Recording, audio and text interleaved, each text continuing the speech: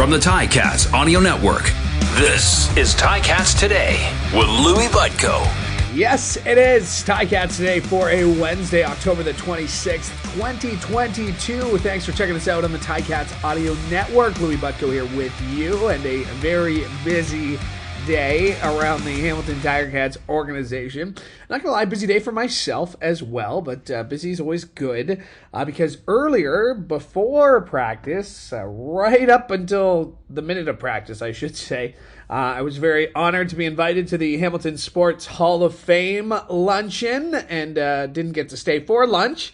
But it was a great time down at Michelangelo's and lots going on there. Got to talk to Rick Zamperin, talked to Scott Radley for a little bit, Reed Duffy, and always great to celebrate the great athletic achievements that our Hamilton athletes, past and present, are doing. Speaking of which, there was the Dinner of Champions last night at Tim Hortons Field. We'll have more on that later this week, as hopefully we'll connect with Courtney Stephen, Director of Community Partnerships, on that. Speaking of Courtney Stephen, this is how my brain works as we segue from one topic to another. He hosts Ticats Game Day alongside Mike Daly. Every Ticats Game Day, they put together a great show that goes out talking about the game. Mike Daly will not be on the show this week. I can tell you that, because among the very busy day that was today, including naming the team awards, which we'll get to in a second, the Ticats announced today that they have signed national defensive back Mike Daly.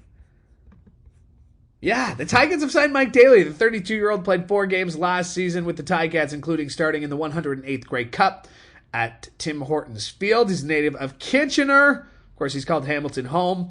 After last season, he joined the Wilfrid Laurier University coaching staff as a DB and special teams assistance coach, helping the Golden Hawks to a 5-3 record. And you already know that he has been a frequent contributor to the Ticats Audio Network, including co-hosting Tiger Cats Game Day. As mentioned, will not be on the show this week. He will be on this show today, because I had a chance to catch up with Mike after practice today, just basically to see how he did, but lots of great stuff. We'll hear from Coach on that. We'll hear from Tim White, and we'll hear from Jovan Santos-Knox as well. So we do have a jam-packed show for you. Why are we hearing from Tim White? Well, because Tim White has been named the team's nominee and the team award winner for most outstanding player. It's the first time he's been named in his second season. The first time he's been named it in his career. He appeared in all 17 games this season. He ranks among the league leaders in various categories, including first in receptions, fourth in receiving yards, and tied for fifth in receiving touchdowns. He's also been named a CFL Performer of the Week twice. And we'll hear from Jovan Santos-Knox as well, because he has been named the most outstanding defensive player for the first time in his career. He started all 17 games for the Ticats. He ranks third in the league in defensive plays. And with 1 game remaining on the schedule, he has 105 tackles, 1 interception, 1 sack, and 4 pass knockdowns. He needs 9 defensive tackles to tie the single-season record for the Tiger Cats. That's currently at 114. Now, also being announced as award winners, who we won't hear from on today's show, but we'll hear from later on this week. The most outstanding Canadian, Tunde Adeleke. It's the second straight time he's won that award with the Ticats. Most outstanding offensive lineman, Brandon Revenberg. This one was the only unanimous decision, as he was unanimously voted for the second year in a row and third time in his career. And most outstanding special teams player and most outstanding rookie was kicker Seth Small. Even though he's only appeared in 12 games this season, he is second in the league in percentage in field goals, 36 of 40. He's also made 23 out of 24 of his convert attempts, and he matched a Ticats franchise record for longest field goal with a 58-yarder against the Argos back in August. So the winners were selected by their respective CFL cities voting members of the Football Reporters of Canada, as well as their team's head coach, and the awards will be given out during the Grey Cup Festival in Saskatchewan this year. So greycupfestival.ca is if you're going to Saskatchewan, if you want to see any of these guys who might be up for the league-wide award, all deserving to be up for the league-wide award, I should say. But greycupfestival.ca is where you can get your tickets if you are going to Saskatchewan, and if you do want to go to the CFL Awards. All right, we asked Coach about Tim White and Jovan Santos-Knox. He touched on that, but we started our conversation after practice today with Coach talking about Mike Daly being re-signed, and the decision that went into bringing number 35 back into the black and gold.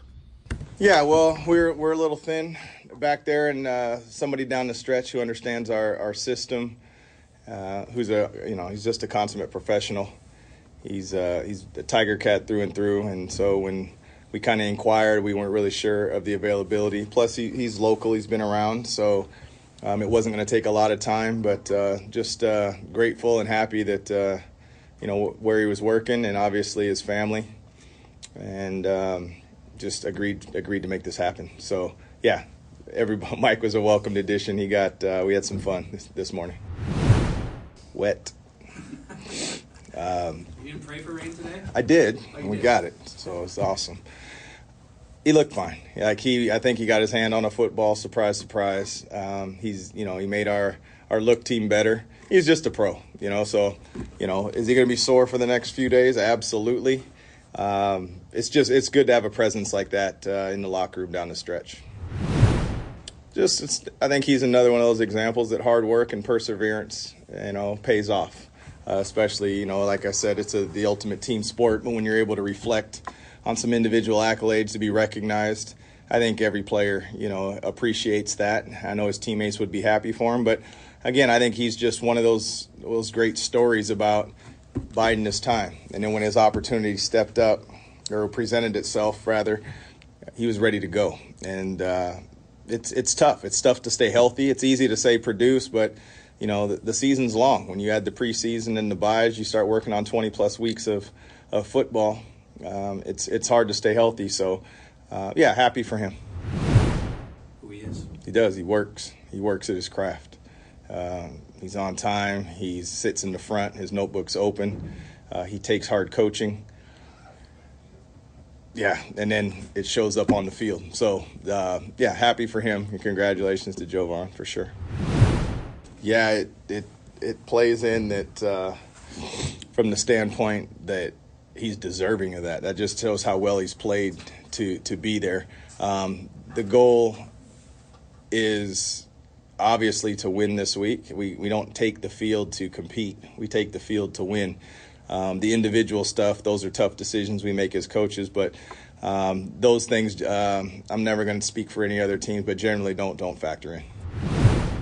I wouldn't say harder. I think you're forced to communicate even more than normal because, there are some roster changes that are going to take place, and in some cases, to be completely honest, you got to explain the why. And some people don't want to sit, some people do want to sit. You're not afforded to sit. That's just the most real way I can put it. So it doesn't make it harder. It just takes away a little bit from things that you don't generally have to deal with, except for maybe one or two a week that usually happen because of injuries.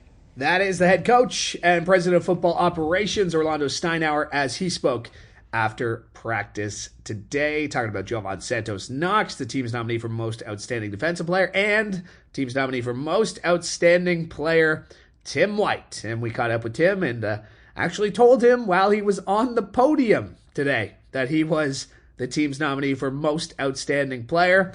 And here was his reaction to the news. That's super lit right there. Obviously you want to, play your best every week and put your best, effort out. So, that's definitely dope. I like that. There are definitely some that I wanted to accomplish. 1,000-yard mark was something that was obviously like a part of one of my goals and everything. And 100 catches, I definitely, wasn't expecting 100, or getting close to it.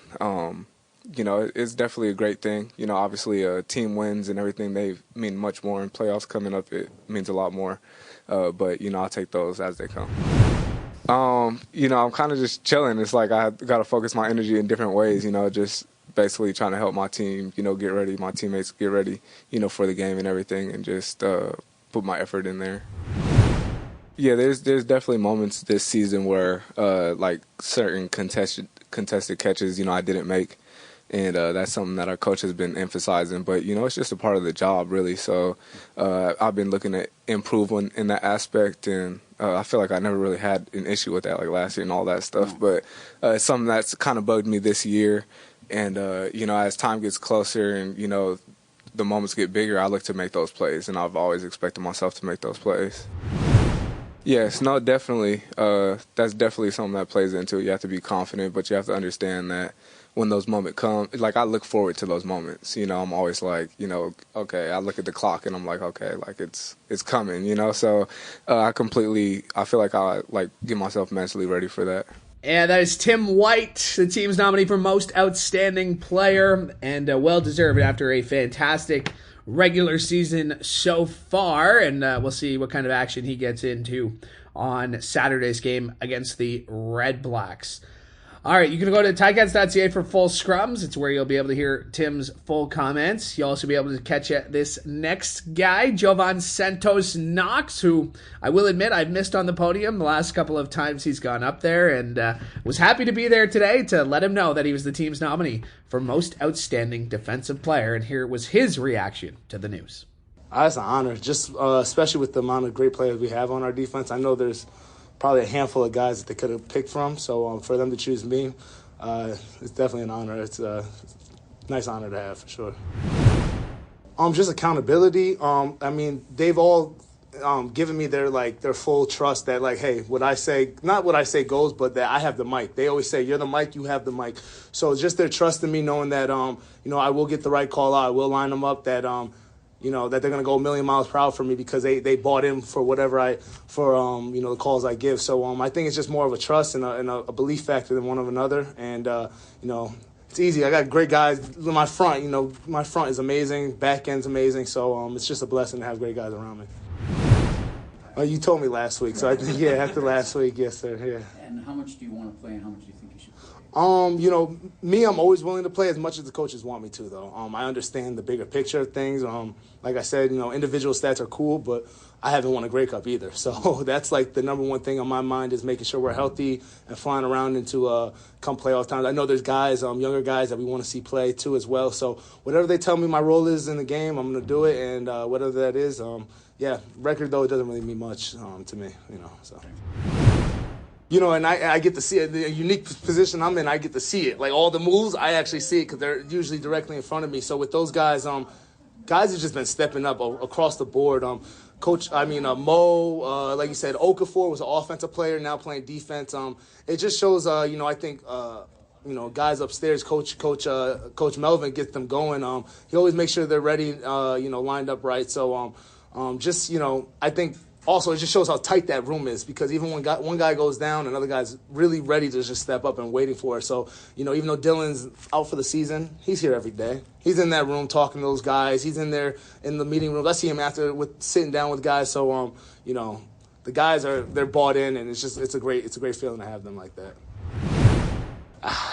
It's a weird week, I guess, if we're being honest. It's just a weird week.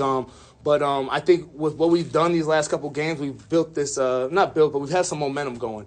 And I think you want to ride that momentum as much as you can. So as much as you want to go in and, we kind of know our fate, I guess, you still want to play as if, we had the chip on our shoulder that we've been playing these last couple of weeks. So, I think you'll see that. Our practices, you can't tell if we have a playoff game this week or if we have, our last game of the season, because guys are just flying around playing great football. So it's good to see. Yeah. And that is Jovan Santos-Knox as we caught up with him after practice today. And as always, full scrums are available at Ticats.ca. We also put Mike Daly on the podium, and you can hear what he had to say at Ticats.ca, or you can listen right now, as I am very pleased to be joined by Mike Daly, former Ticats Audio Network analyst, now a Ticats player. Usually I say that reversed. Former Ticat, now Ticats Audio Network analyst. But you get it. Mike, I mean, did you see this coming at all? Heading it before you told us you found out last night, but before last night, did you see this coming? No, not at all. I mean, like I said, I got a call yesterday, and it was, a whirlwind of trying to figure it out and organize it. And luckily it did. Everybody was kind of on board with it. So definitely didn't see it coming. Was, feet, legs, body deep in the Ticat Audio Network. And, I was laughing with Dave Cadeau and Peter McCune that, I'm really taking I'm really taking this Ticats Audio Network to another step by going inside the locker room and getting into the practice field. So, it was funny, but no, I didn't see it coming, not at all. Do we have to go back and like delete anything from the podcast? Did you talk some smack that we have to like now that you're on the team, we have to go back and fix or what? Man? Well, I was out at practice today, sitting with Jovan and talking to Jovan. He's like, "So how'd you like it? Like it seems like you could be doing that a lot." And I was like, "Yeah, but now I'm back here like being teammates with you." And I'm like, "Don't listen to some of the things that Courtney and I were saying because it, gets kind of down sometimes." And he's like, No, I get it. But I don't know. I mean, I'm gonna admit I saw this coming. Because I messaged you when there were a bunch of injuries on special teams, and I said, have they reached out to you? They hadn't. They waited to, the last minute. But, what does it mean to be asked? Like, to know that, hey, we still trust this guy. He knows the system. He hasn't played. And even last year, he dealt with injuries. Mm-hmm. The trust that Drew, Spencer, Coach O have in you to bring you in.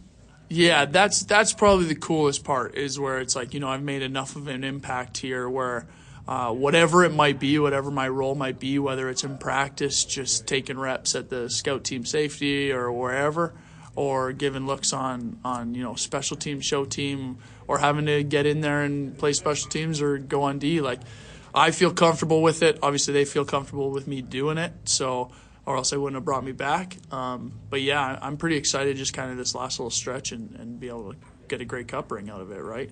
Is it tough to come into the room? Obviously, your leadership speaks for yourself, but is it tough to come into a room 21 weeks into a season and try to instill some wisdom or some leadership? Is there any hesitation in that maybe? Yeah, I think it just kind of happens organically, whether it's, especially today, because it's after the first day. For me, it was all listening, you know what I mean? Understanding, what the culture is right now and kind of how people are doing their day-to-day stuff. And so I don't think there's any rush for me to start telling people how to play. You know what I mean? It's definitely not That's a natural thing anyway, right? That's not something where you're going to pull somebody's side. Hey, I know this. It's more of a, hey, here's what I saw type thing. There's a naturalness for sure. Yeah, and I think where it ends up coming out, and I noticed a couple times on the field, is just the communication piece of, being able to see things before and kind of talk about, hey, watch for this. Hey, watch for that. Hey, let's switch it. You know what I mean? Stuff like that. But yeah, in terms of the locker room stuff, it's just kind of being positive and saying hi to everybody that I haven't seen in a while and whatever it might be. It's funny because Mason Bennett, I still don't think believes it. He was like, "Oh, I thought you were just joking around putting a helmet on." He said that to me. I think you were just joking around putting a helmet. It's like, I don't think they'll just let anybody go out there on the practice field and run around. I've tried. Well, I made a joke that you're giving inspiration to Ticats Audio Network hosts everywhere. If Mike Daly can do it, maybe they'll go to Luke before they go to me. But still, well, close. That's a close second. Yeah, close second. What does this mean, man? Would you want to play beyond this year? Is this just something you want to do? Is this a chance for you to showcase that I still got some gas in the tank here? Yeah, for sure. As a competitor, when you get brought in, you're like, yeah, I could play. You know what I mean? If you need me to play now and start right now, yeah, I could do it. You know what I mean? I think what this is when I, took a step back and thought about it yesterday. This is kind of one of those things where it's like, okay, it's playoffs. It's going to be that run. Ticats are really the hottest team going into the playoffs. So is joining this team kind of getting on board with what everyone's doing. And I was just finding any way to win a Grey Cup. Yeah. I think that's kind of step number one, whatever you got to do to find a way, whatever my role is, to find a way to help. That's really step one. Whatever happens after that is what happens after that, but we haven't really put on much thought other than, honestly, let's just win 1 and then 2, 3, stuff like that. Chris Van Zyl, one of your teammates, looking in here, giving us a good look. That's the cool thing. You talk about winning a Grey Cup. You've gone through this experience with a lot of guys in this room. To be able to get on board, again, even if it's one more time, if this is the start of something, to join this team at this time, perfect timing. Yeah, well, exactly. And it's like the old, the saying, well, maybe not old, but it's the one saying where do nothing on the group project and get an A. Like, that's exactly the situation I'm in, right? Don't do anything all year. Get it. Get Critical. an A. What do you mean nothing? Ticats Audio Network. Fair. The Right. motivation. All the heavy lifting and don't tell people that. but work. show up and get an A, be right in the playoffs, and be a part of the team that's gelling and coming together at the right time. Like, couldn't ask for anything better. And like I said, like, just seeing all the people again, like, it's good to be back here. You mentioned you had to check in with the boss, that being Sam, the wife. To get your kids down here, though, to be able to get to see you in the uniform one more time. I mean, that's got to be special too. I mean, they were young last year, and they're a year older. They get to see Dad kind of lace them up one more time. Yeah, and really what ended up kind of screwing it up last year was COVID, right? Because then you couldn't bring them on the field. You couldn't really bring them in the locker room. Which is such a huge part of this organization specifically, is that they treat your family well, and family's always been a huge part of this team. For sure. Like, I remember, Mike Jones bringing his son in for meetings, and his son would sit there and be at meetings. And so that was definitely part of it, where we kind of, I feel like I missed out on an opportunity where my kids got a little bit older that they could do that, and then COVID hit. So it's like, okay, we can't do that. So we said, it's funny, you're reading my mind here, because as soon as all that happened, we're like, okay, what day are you going to come down to practice? When are they going to come onto the field? Like, all that kind of stuff, because it is more than just me now, right? It's the whole family. So Sam was more jacked up than I was. She's like, yeah, go. I'm like, hold on. She's got her jersey. She's got the wife jersey coming up the closet. Yeah. She's like, yeah, go. This will be awesome. Bring the kids out. So that's definitely part of it too, is to kind of get them that experience. Who yells more? Craig Butler, the player, the teammate, or Craig Butler, the coach, special teams coordinator? Yelling in like a positive for way. sure. Honestly, the coach, because I think when he played, he was just like about his business and getting everything right. Now, it's a more like, come on, why can't you do it the way I'm looking? You know what I mean? And I think so as a coach, but from what I understand here and what everybody's been saying, talking with guys like Newton and Sean Thompson, Felix, all those guys that have been special teamers here for a while with Butts. They love him, and like he couldn't have been doing a better job for his first year. So I'm just excited to see how it works out, see him again, and that kind of stuff. I'm excited to see you back in the uniform, buddy. Is 35 available? I should know this. Do you know? Yeah, it is. Surprisingly, right? Because I was I had to think about it. I mean, I should know it, but I had no idea. I was like, and honestly, I didn't think of that until like I was about to pull up, and I was like, whoa. What locker am I looking for? You know what I mean? Like, is my name going to be there? Do I have any idea? Was it there? Was everything? Everything was there. Yeah, Drew hooked me up. There's cold gear in there, so that luckily it was raining and cold, so it hooked me up. But yeah, 35 was there, so it was easy to find it. But yeah, that was definitely a worry coming in, where I was like, hold on a sec, where am I going? You know what I mean? Like, so nice. That's funny. You know where you're going now, lunch, and I'll probably see you up there. So yeah, awesome. My thanks to Mike Daly for joining me after practice today, and my thanks to you as well, because you are what makes this show what it is. You are what keeps us going, and we appreciate it. Make sure to like and subscribe so you never miss an episode of this show or any of the other great shows on the Ticats Audio Network that we have for you, including a brand new episode of the Coach O Show with Luke Tasker, and available today, there's a brand new episode of Maury, Alley, and Hitch, and this one's a good one. They talk about getting released from the Ticats, Rob coming out of retirement to play for the then Eskimos, and Rob's recent altercation at a hockey game. So tune in to Maury, Alley, and Hitch, available now on the Ticats Audio Network. That'll do it for us today. We are back tomorrow, same time, same place, as the Ticats wrap up their week of practice before heading to Ottawa, and we'll bring all the news you need to know, and we'll bring you the rest of the team award winners. And once again, congratulations to Tim White, Jovan, Santos-Knox, Tunde Adeleke, Brandon Revenberg, and Seth Smith. I hope you'll join us tomorrow right here on the Ticats Audio Network. I'm Louie Butko. Hoping you have a great day. Ticats Today can be heard every weekday, and we would like to hear from you. Email us at gameday@ticats.ca. Have a question or an opinion? We want to hear it. That's gameday@ticats.ca. Subscribe to the Ticats Audio Network on Spotify or wherever you get your podcasts.